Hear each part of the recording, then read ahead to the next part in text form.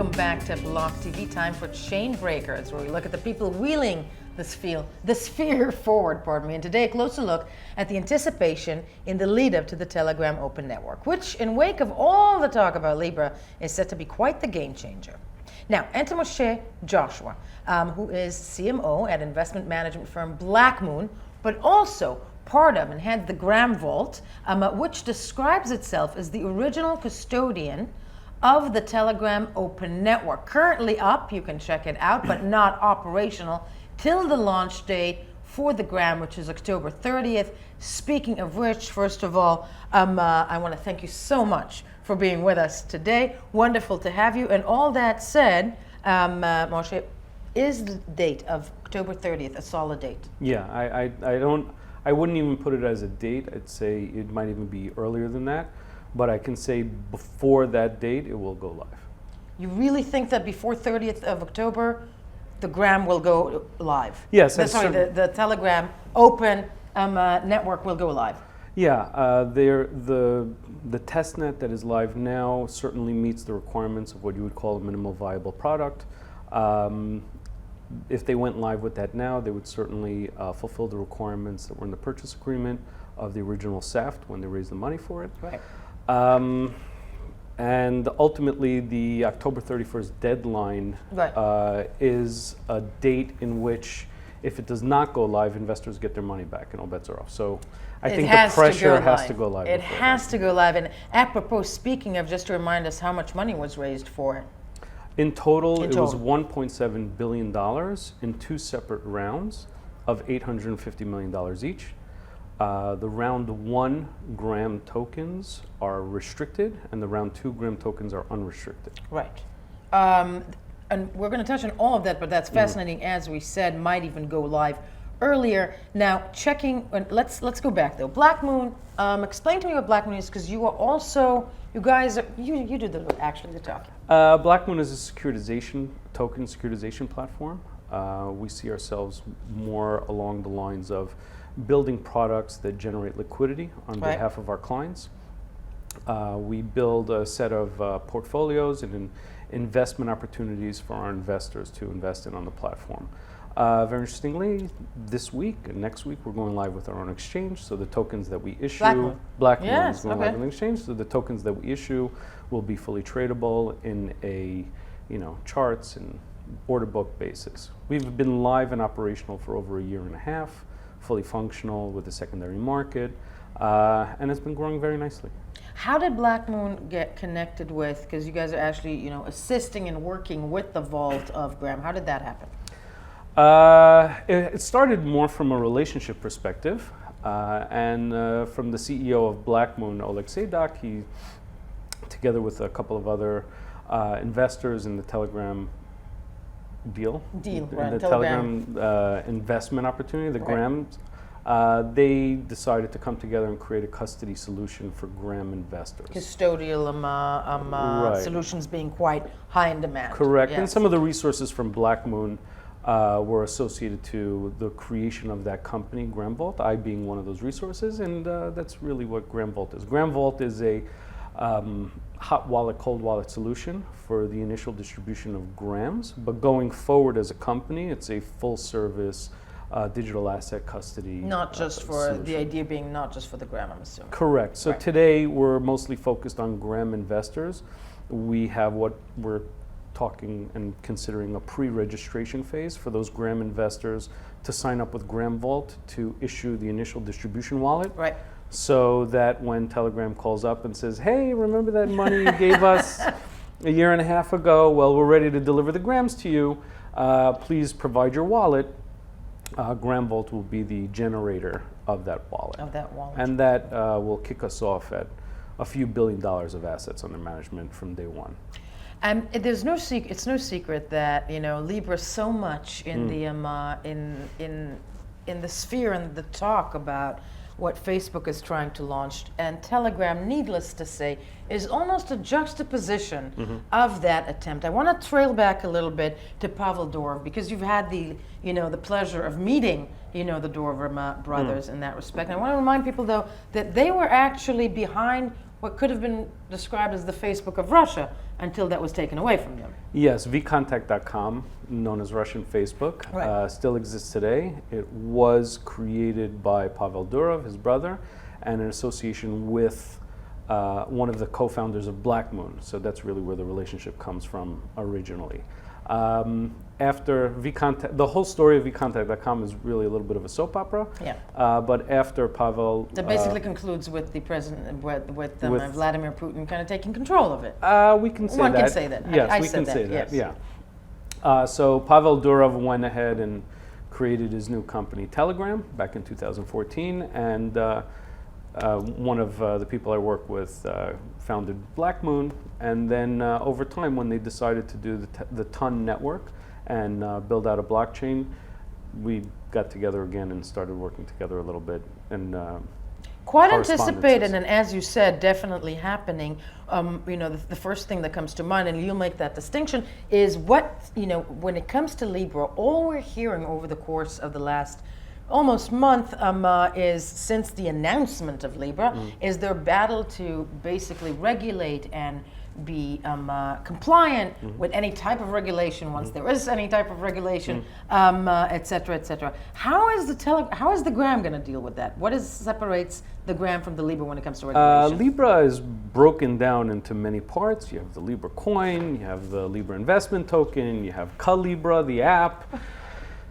They're dealing with KYC and AML. They're dealing with. We think. We hope. We hope. We Yes. hope. The Telegram deal was a lot simpler. It was sold as a SAFT, a simple agreement for future tokens. They're building a new blockchain. The Gram. It's a utility token. The Gram token that Yes. will be living on the Ton blockchain is a utility of that blockchain, so it's a utility token. Telegram was very careful when they raised the capital in the SAFT to maintain that utility token status. How do they do that? That's basically the definition of a SAFT. Yes. I raised money It's today just in SAFT, order yeah, to build it's a catch-22, right? So I want to raise money to build something, to That money is issue a wanted. Gram, but the Grams cannot be issued until the blockchain is built first. So that's the mechanism of the simple agreement for future tokens. But ultimately, it does meet the very stringent standards of what a utility token is and not a security. Which in many ways makes it actually compliant with SEC regulations. Technically Technically speaking, speaking? they have submitted for a Reg D exemption, and it is Reg D exempt as a non-security. I can tell you that anybody who invested in Telegram at a minimum, invested $1 million, and if not many multiples of that. I actually don't know of anybody who actually invested just 1 million. So it was only high net worth individuals, it was only big funds. In total, in total, $1.7 billion was raised from about 200 investors. So it wasn't a crowd fund. So it doesn't meet any of the standards that you normally hear of issues related to security token issuances and stuff. Right. This is not that. It's not. No, it's not that, which makes it actually, as I said, it makes it more compliant with what exists right now as written law. Now, when it comes to the Gram issuance as a utility, what will it be used for? Okay, the Gram exists. The Gram exists. Yeah. So let's talk about the ultimately- world with the Gram and where do I use it? So ultimately, there's a Ton network, the Telegram Open Network, and that is a blockchain. And that blockchain has a value token existing on the network for the purposes of mining and validation and transactional authority and everything that goes into a proof of stake type of system. And ultimately, that's really all Grams is. So it's very straightforward in the way that we understand and know Bitcoin and Ethereum to be in the same respect. And the dream to do this came from what? Came from Bitcoin, Ethereum. These types of systems were really great as research and development No, standards. tell me, because you were there kind of when the idea came about. Yeah, and I think it came and born from frustration more than anything else. We believe in decentralization. We are fully focused on, libertarian standards of people being able to control their own data, control your own your data. pocket, own your data, that kind of mentality. And I certainly have bought into the promise of what a decentralized ledger can provide the world. And I've been involved for a long time. How many years have you been involved in blockchain? I want to say 10 years, but that's too long. So I'll say 8 years. About 8 years is when I started getting involved in this stuff, and in a professional career type level. But more importantly, the blockchains that exist even right now today, as we sit here, quite frankly, don't meet the promise of what they're supposed to be providing. Whether or not that's transaction throughput, whether or not the mainstreaming of the blockchain value propositions doesn't really work. There are a lot of problems that blockchain provide. Will the Telegram Open Network solve that? Because many argue that we're just not ready yet, that it's not there yet. So I have two ways of talking about it. Okay. The first way is a little bit of a hedge in that it will remain to be seen whether or not the TON network or even Libra or any of the other second level layer blockchains can meet the standards of the real world to compete with the Visas and the MasterCards and the payment networks and the payments and the PayPals and stuff from a more centralized perspective. Okay. So that's a technology operational mechanism that we can consider, and whether or not even Ethereum has its own ideas. There's Bitcoin has the Lightning Network, right? There are a lot of other technologies trying to solve that technology problems. Right. But I think that there's another layer to this that is much more important. Ultimately, blockchain technology is a background technology, right? Entirely. If you used an app and that app was blockchain based, you don't know. You don't want to know. Exactly. Right. You don't want to know. So I think, generally speaking, if you look at the history of venture capital money going into apps development and companies, at least for the last decade, the valuation metric that people have been using is the number of users that you have. Primarily because most of the money sitting in these systems are advertising dollars. So how can I focus group your users? Entirely so, and the freemium versions of these apps. Yeah, data clearly far more lucrative than oil these days. Building those ecosystems and building the user base is actually very expensive. And if you want to build into your app some type of transfer of value mechanism or functionality, it's very hard. You need, bank accounts and you need different types of relationships. Today, I think the value proposition being put forth by Telegram and by Facebook is that those ecosystems are now commoditizable, and that I can just plug and play my system and the functionality into an existing ecosystem, sell services to your blockchain-based ecosystem, and I don't have to build it myself. So ultimately, as an app developer, I would only have to add a Facebook login or a Telegram login and be able to sell my services directly to them with a wallet already embedded in. I don't have to build it for you. I don't have to worry about custody services of digital assets, transaction authority. It's all there. And yet the argument, and I'm just trailing back to what you said, it's all there, yes, and apropos, we all know that if we can create something that is a one-stop shop with no more than 2 swipes for the consumer, for the user, then we got it. There are many people though that argue that both Telegram and the idea of Libra, as much as they're in the headlines right now, that they're not decentralized, that there is an element of centralization, and then in that way they could never beat Bitcoin, because that's the true. Bitcoin is truly decentralized. Yes. What would you say to them? They're right. Who cares? But you just said that the idea. They're right. Yeah. They're right. But I think that this permissioned versus permissionless conversation, it's a one-way equation. Why? You can go and build a permission system on a permissionless technology basis, but you can't build a permissionless basis on a permission system. It doesn't work that way. And I think Telegram and Facebook are taking the right approach. It's their ecosystem. They're their users. They have to protect their brand to be able to make a promise that it will be fully permissionless in the same way that Bitcoin will be. But in order to get there and to guide the pathway forward, I think it's very important that they have that authority to make those decisions. I think there's a really good analogy in terms of how we see what happened with EOS, Okay, we see the backlash that Ripple took. And because your background is I at consulted Ripple. for Ripple for a number of years, Right. and I have a good relationship. I'm Ripple's #1 fan. Really? I really think, as we sit here today, they still have the best consensus algorithm.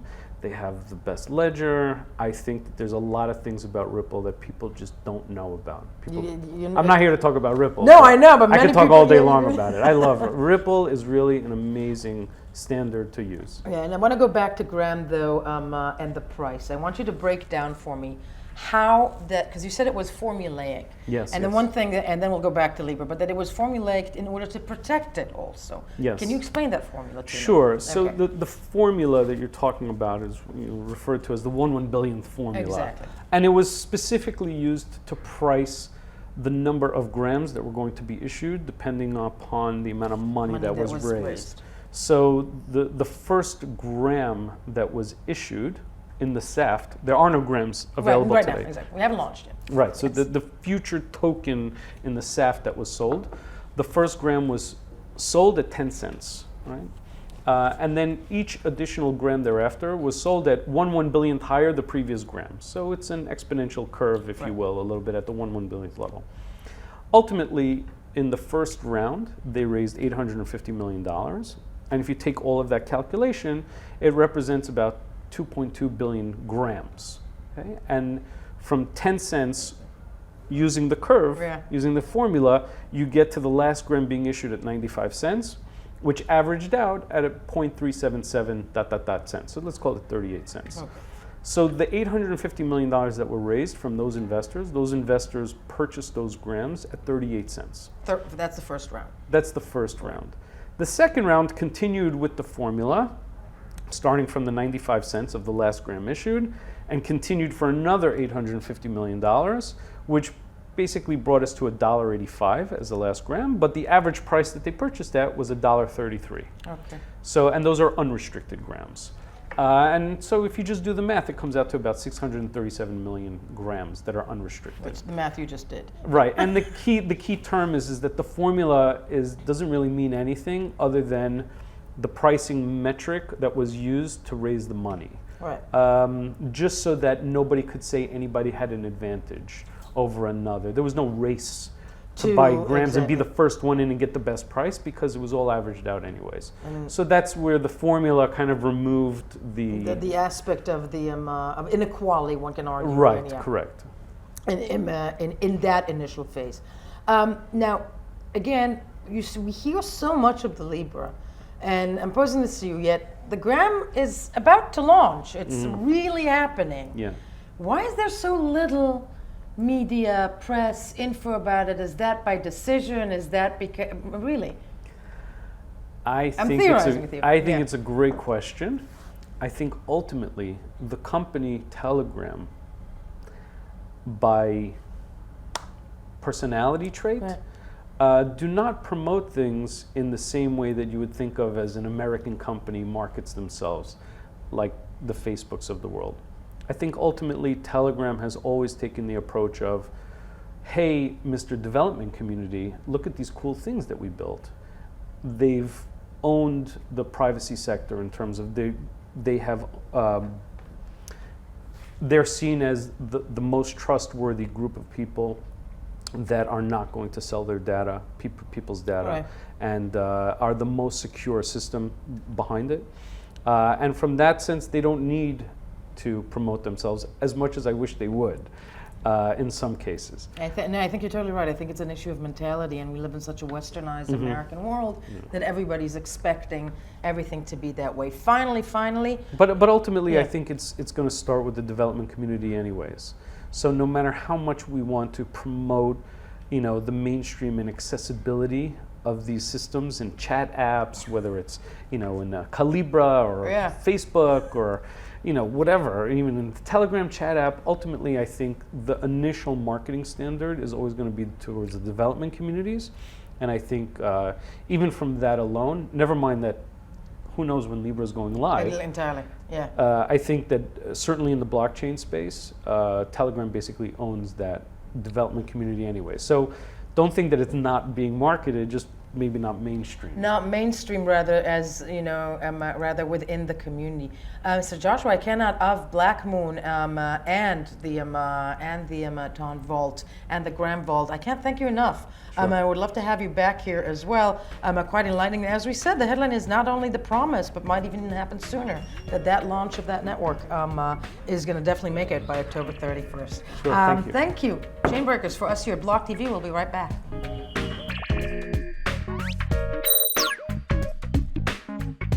For more news and updates, follow us on Twitter